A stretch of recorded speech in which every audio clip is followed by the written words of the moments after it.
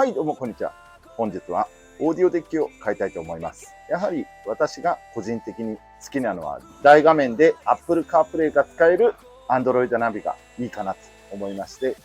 今回もアトトさんにですね、ご協力いただきまして、ナビゲーションシステムを交換していきたいと思います。今回に関しましては、取り付け方や、それと同時に今回のナビゲーションは、ナビゲーションだけではなくて、ドライブレコーダー、フロントカメラとリアカメラ、さらにバックモニターのカメラも取り付ける方法などを全てですね、撮影できる限りご紹介していきたいと思いますので、ぜひオーディオやバックカメラ、または内蔵ドライブレコーダーを取り付けようか検討している方は、ぜひ最後までご視聴いただければと思います。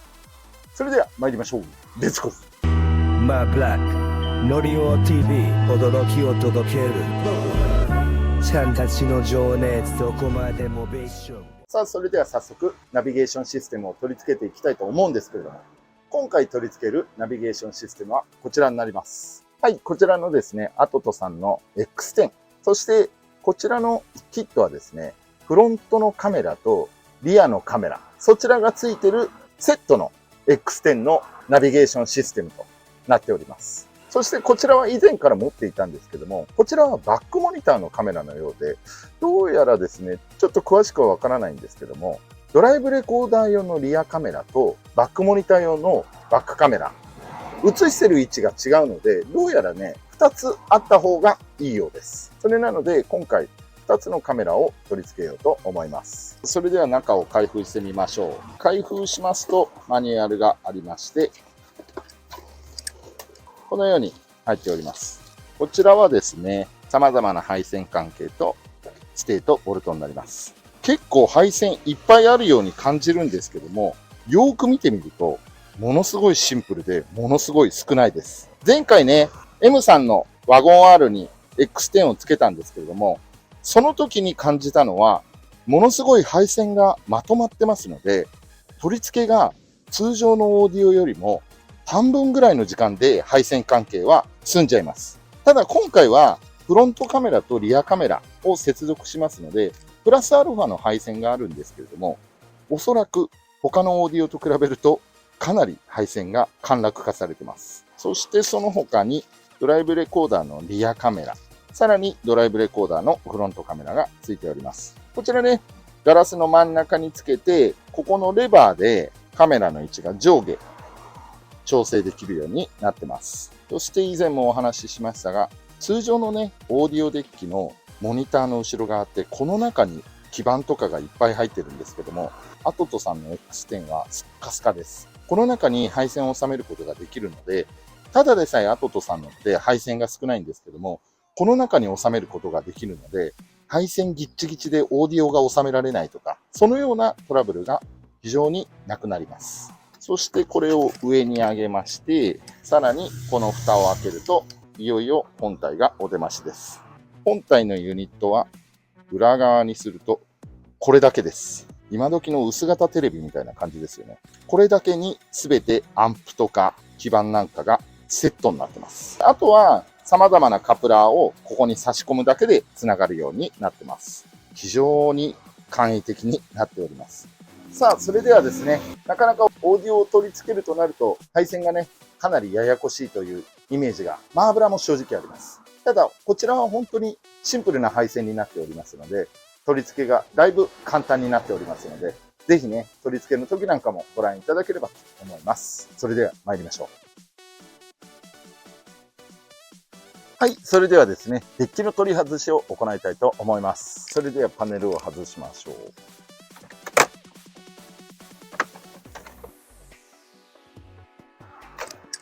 そしてここの4本のボルトを外します。取り外しましたら、これを引き抜きます。こちらついてるオーディオはパナソニック社製の CN-HW1000D と。こちらもこちらで、その当時からしてみたら非常にですね、機能も満載でして、今日までね、このオーディオを使ってましたが、特に不具合もなく動いてくれてました。ただし、この中を見ると、やはり先ほどのアトトのと比べると配線の数が非常に多い印象になります。ついているので、これを着々と外していくという作業を進めたいと思います。さあ、それでこのごちゃごちゃした配線をきっちりですね、必要ないものは全て外して、次のオーディオをね、つけやすいようにしたいと思います。はい、今ですね、これでようやく取り外しを終えました。それで、こちらから左側、これがもともとついてたパナソニックの配線とデッキです。そして真ん中からこちら側がこれからつけるアトトの X10 のナビゲーションです。こちらに関しましては、フロントのドライブレコーダー、リアのドライブレコーダー、リアのバックカメラ、GPS、VIX と、すべての配線でこれだけです。確かにこっちはまとまってて、こっちはまとまってないからっていうのもあるんですけども、明らかに配線の数が違います。こちらのね、パナソニックのやつが悪いだのどうのじゃなくて、やはりこちらはもう何十年も前のデッキなんですね。それに対して、こちらは最新のデッキなのに対して、やはり配線の数がですね、かなり簡略化されたんだなと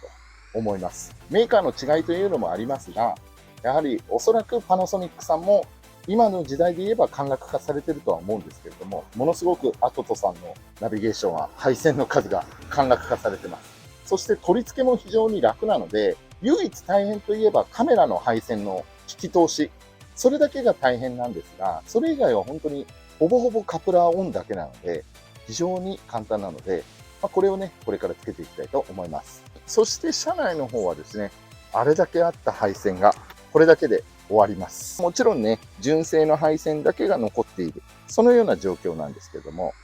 非常に簡略化されました。これからですね、ナビゲーションをつけていくんですけれども、まず最初にドライブレコーダーとバックモニターのカメラをですね、配線を通してから取り付けた方がいいので、カメラ関係のね、配線を通していきたいと思います。それではこちらがですね、フロントのドライブレコーダーのカメラとなります。カメラ本体と、こちらはですね、フロントガラスに直接取り付けるタイプになっております。それから配線が通ってカプラーになっていて、こちらが延長のカプラーですね。これで本体の方に接続すると。これだけになります。これをね、じゃあどんな感じで取り付けていくかというのをやっていきたいと思います。このカメラをつけるに対して、まずはこちらのパネルを外します。こちらのパネルは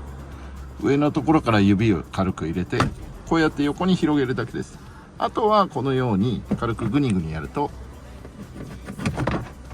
上に引き抜くような感じで簡単に取れます。そうしましたら、こちらのカメラを最初ね、つけたいという感じになりがちなんですが、こちら一度両面テープでつけてしまいますと固定されてしまいますので、後からね、カメラのモニターで見た時にあれちょっと位置が違うっていう時がある可能性も十分にありますので、それなのでこれはまだつけません。まずはこちらの配線を通しましょう。配線はこの横の部分から上から下に通していきます。こうやってどんどん通していくと、このような感じで下から覗き込むとこの配線が出てきます。そしてこちらのね、脇の方に配線を通していきます。こちらの下から配線を通していくと、このような感じで配線がね、出てきますので、これを上から引っ張ります。このような感じで引っ張り出します。これでもうフロントのカメラの配線は通りました。そしてこのように配線が余ったりもしますが、今ね、これ束ねちゃうと後で届かないとか出てきてしまいますんで、ちょっとこれは暫定でそのままにしておきたいと思います。そして今度は後ろのカメラです。後ろのカメラに関しましては、こちらのカメラとこちらのカメラ2台を取り付けるような感じになります。どうやらアトトさんのはドライブレコーダー用のカメラとバックモニターのカメラ、こちらがそれぞれ違うようになってます。ただし2個つけるのはちょっとという人は、こちらのドライブレコーダーのカメラ、これをセットするだけでもバックモニターとしても使えますのでご安心ください。ただ私はバックモニターとドライブレコーダーと双方にカメラを使いたいので、それなので今回2つのカメラをつけます。そしてバックカメラが一番課題となるんですが、バックカメラに関しましては表のマーブラはね、毎度ワゴン RAZ ワゴンではおなじみのこちらにバックカメラとドライブレコーダーのカメラを取り付けたいと思います。こちらの位置がマーブラ的にはやはりカメラも目立たないし、同様に上から下を照らすような感じになるので、非常に見やすいというのがありますんで、私はこちらに通したいと思います。そして配線どっから通すのかに関しましては、こちらのハイマウントの配線を通しているところがありますんで、そこがね配線通す余裕があると思いますので、そこを通したいと思います。まずはこちらのハイマウントのボルト2本を外したいと思います。このように取りますと、こちらにね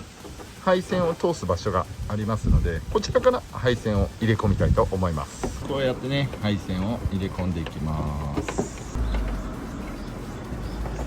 入れたらですね、フロントカメラ同様にこのように、カメラはまだ接着をしないでください。接着してしまいますと、またカメラの位置が定まらなかったりとかも十分ありえますので、こちらはデッキの方がちゃんとしっかりついてから調整をするようにしましょう。そして配線を入れたら、こちらのパネルを外します。先ほどのハイマウントのところの穴が見えますので、このね通ってきた配線を引っ張り出します。このように配線が引っ張り出せました。そうしましたらですね、ここで OK ではなくて、今度はここから鉄板の中を通ってこちらを通したいと。そして今度はこちらのチューブからボディの方に通したいと。これがこのオーディオをつける一番の課題でございますね。これをやってみたいと思います。まずはこちらを外しましょう。はい、こんな感じで外れます。はい、こちらマーブラ、今まで車を触って20年以上触ってきてますが、この配線通しというもの、ここ数ヶ月前に初めて買いました。こちらをですね使って、ここからここを通したいと思います。そしたらこちらのワイヤーのリングになってる方に、まずこの太い方から通しちゃいましょう。こちらを通して、もう一個通して、それでさらにこのコブもありますので、こちらをね引っ掛けた状態で通したいと思います。さあ、それではこちらから通していきます。無事にたどり着けるのか。来ました。これやると楽だね。これねオートバックスで買いました。昔からあるものなんですけど、油針金でいいやと思ってオーチャックスで今まで買ってなかったんですけど、やはり1本あった方が便利ですね。これで引っかからないような状態にして引っ張ります。きっと通ってくれると思います。あ、カメラの配線の長さが足りませんね。どうやらちょっと浅はかでした。考えてみたら、この配線の長さがこれ結構パツパツなんですよ。それなので、どうせだったらこの配線をもう連結しちゃって、それでここの出っ張りの部分なんかに関しましてはこの中に収めておこうと思います。それでやってみたいと思います。それで延長コードに関しましてはこちらになります。非常にねフロントまで引っ張らなきゃいけないということで、非常に配線長くて大変なんですけども、これを通しておいた方が配線も楽につなげられると思いますんで、これをねつけたいと思います。カメラ側の配線と車体側につなげる方の配線をくっつけます。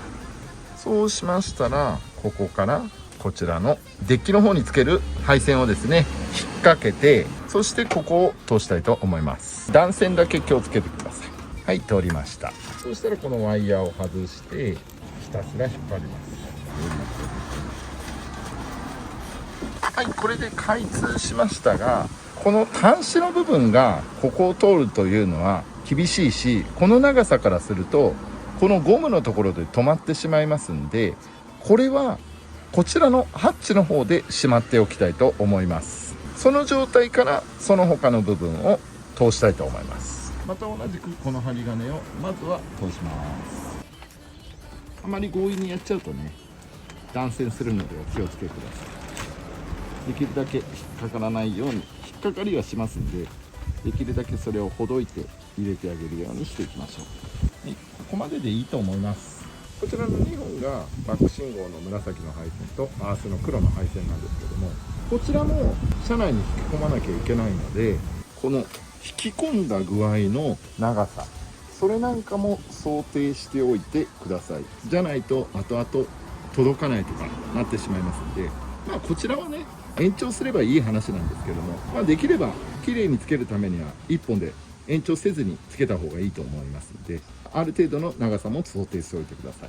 そしてこちらの配線も同じくこの中に収めたいと思います。ギリギリのところでこの2本の配線を引っ掛けます。引っ掛けたらまた同じくワイヤーを通しましょう。はい、こんな感じで簡単に通ることができました。そしたら残りの部分も引っ張ってもらってワイヤーを外しましょう。そして私の車両の方はバックモニター、こちらのカメラの配線もありますので、これも通したいと思います。こちらはやり方は同様なのでスキップしたいと思います。さあ、じゃあ配線の方は全て通しまして、こちらに全て通すことができました。こちらの端子をつけましょう。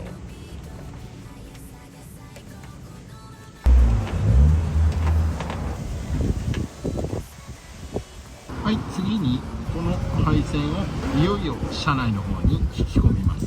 これはこちらのモールを剥がしてもらって、そしてパネルを少し開きます。そ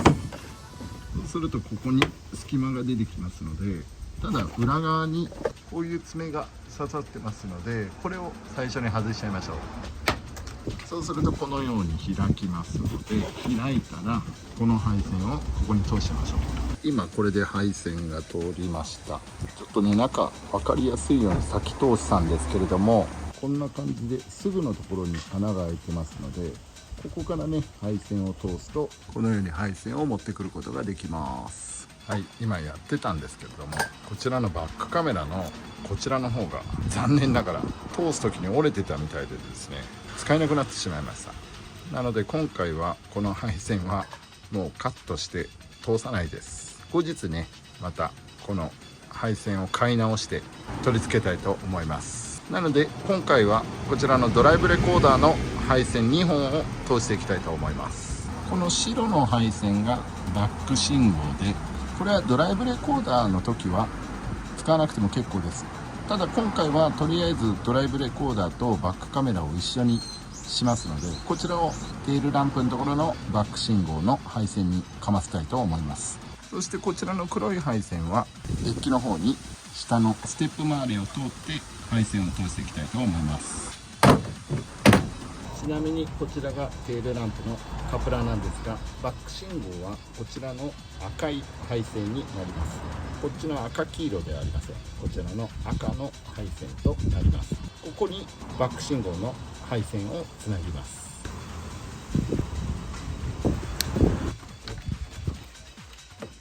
そしたら今度はここの間を通してドアの下のスカッフプレートのところまで通していきたいと思います。後ろ側から外して前側を引き抜くような感じで取ります。これで取れました。そうしたらここのパネルを起き上がらせるような感じで緩めます。それから徐々に下も外していきます。そうしたら空間ができましたので、ここの間に配線を通していきます。このようにシートベルトの間を通すようにしましょう。通ってきたらここの下をはわして、そして下からはめていきます。そして本当はチェックしてからの方がいいんですが、今回はそのまま元に戻しながらやっていきたいと思います。ここのパネルをはめていきましょう。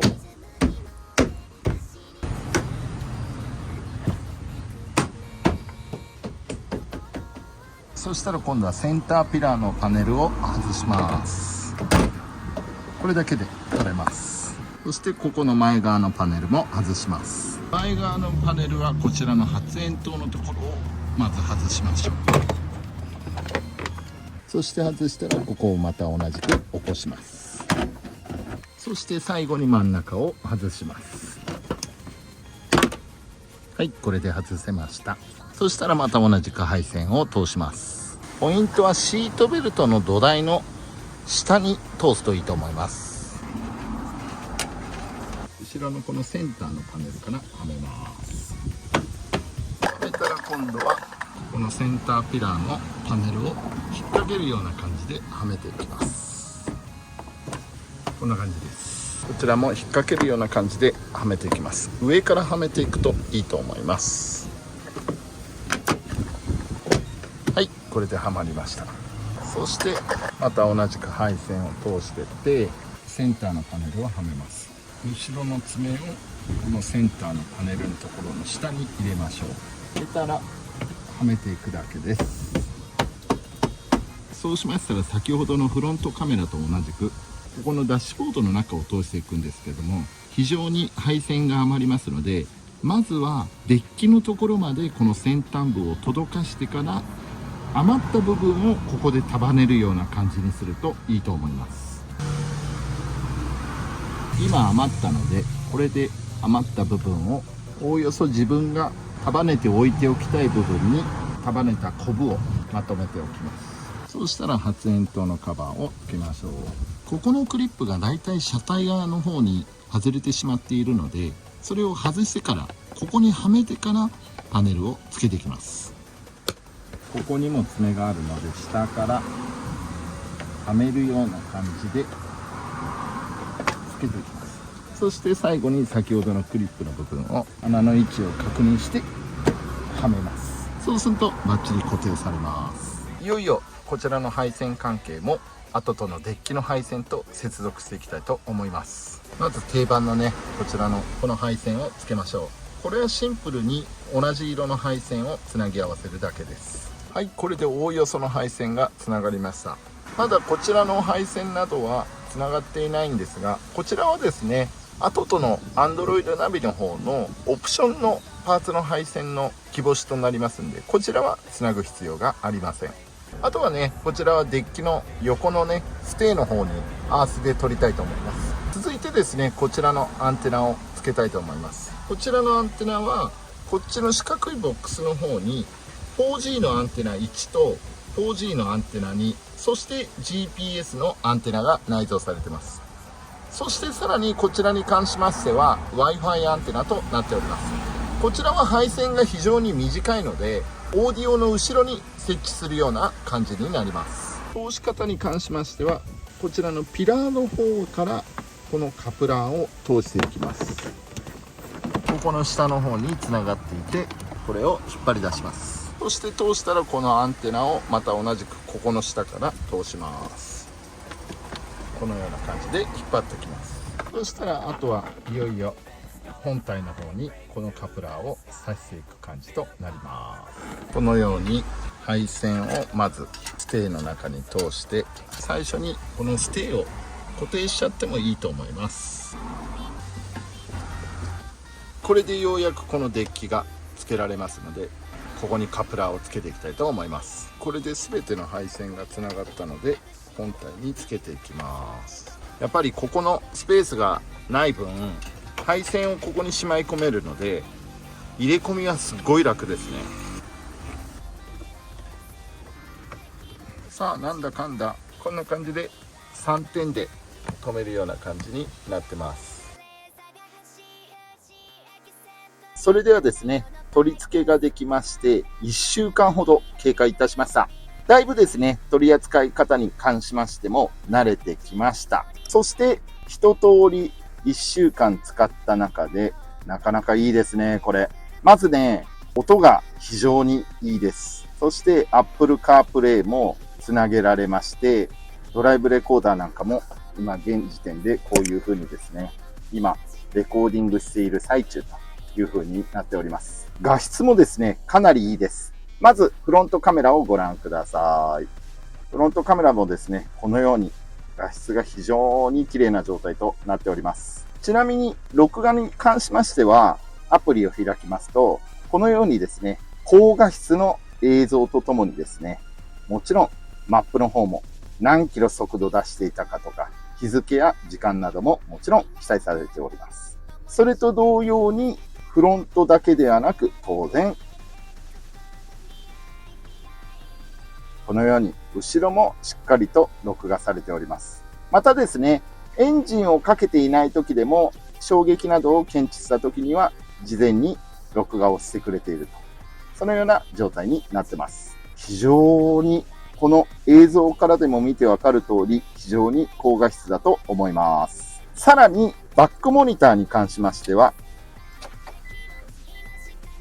このようにバックをするとですね、ちょっと見づらいっちゃ見づらいんですけれども、これなんでこんな魚眼レンズのようになってるかと言いますと、おそらくですね、私の見解では視覚を減らすためだと思います。それなので、ちょっと魚眼レンズチックな感じになっていて、後ろだけじゃなく、後ろの左右も見れるような感じになってるんだと思います。ちょっとね、見づらいかもしれないんですけども、慣れてしまえば四角の部分も見れますので、非常に便利なカメラだと思います。当然、画質も非常にいい画質となっております。そしてですね、今、バックカメラを見ていただいたんですけれども、こちらですね、面白い機能で、設定を押して、そして、さらに設定ボタン、そしてカメラを押して、このリアカメラオプションのところを、今、リアカメラとなってるんですけども、これをリア録画カメラの方にタップしますと、なんとですね、バックをすると、ドライブレコーダーのカメラで見ることもできます。同様に、これをリアカメラの方にしていただいて、そして、こちらの R カムというのを押しますと、通常時でもバックカメラの方で見ることもできますし、ここを切り替えると R カメラを押すと、ドライブレコーダーのカメラで常時後方を確認することもできます。そしてこのドライブレコーダーの保存をする媒体なんですけれども、こちらのダッシュボードを開けまして、USB のですね、コードがデッキの方から2本出てきます。そしてですね、なんと USB の記録媒体、ドライブレコーダー使われている方だったらわかると思うんですけども、なんとこちらのアトトの内蔵ドライブレコーダー 128GB まで使います。それなので、かなり大容量のデータを保存することができると。そのような感じになっております。そして当然、このナビゲーションが Wi-Fi 環境で電波さえつながっていれば、このようにデッキの方からの Google マップを見ることもできますし、同様にもう接続してあるんですけれども、タップすると Apple CarPlay が接続されまして、Apple CarPlay の方でマップを見ることも十分可能となっております。ということでですね、アトトさんの X10、こちら大画面なので、ワゴン R のね、コラムシフトなどで邪魔にならないんじゃないかと思いがちなんですが、ギリギリ大丈夫でございます。干渉もございません。こちら固定式タイプなので、特に調整機構もありませんが、全く問題ございません。そして、仮にドライブに入れたとしても、このようにですね、運転席の状態からモニターがシフトノブで見えづらくなるということもありません。なので、問題なく使えると思います。そして車内の雰囲気はですね、こんな感じで非常に存在感のあるデッキになっております。大画面というのは大好きなんですけれども、やはりガチャガチャして取り付けるのが嫌いなので、できればこのデッキでですね、ドライブレコーダーからナビゲーションから携帯のね、音楽までコードとかいろんなものをいっぱいつけるのが苦手なんですけども、こちらのアトト X10 だと1台で大体のものが賄えてしまいますので、こちらですね、マーブラ非常におすすめだと思います。企業案件だからではなく、使ってみて非常に便利さがわかります。ぜひ、オーディオ購入の検討の方は、こちらのアトトの X10 購入候補に入れてみてはどうかなと思います。私はですね、現在、オーディオ界の中で、こちらのアトトさん大好きでございます。機能の割に値段も安価ですし、大画面。こちら国内メーカーだったらおそらく20万、30万いっちゃうと思います。それなのにもかかわらず、デッキだけだったら9万円台。ドライブレコーダーとバックモニターを含めても11、2万円で買えますので、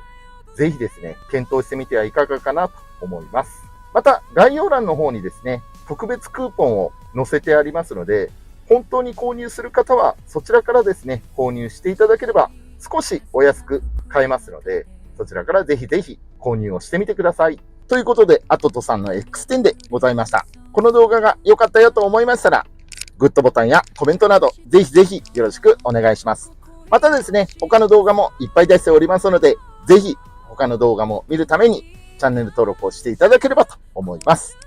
ということで、またお会いしましょう。さよなら。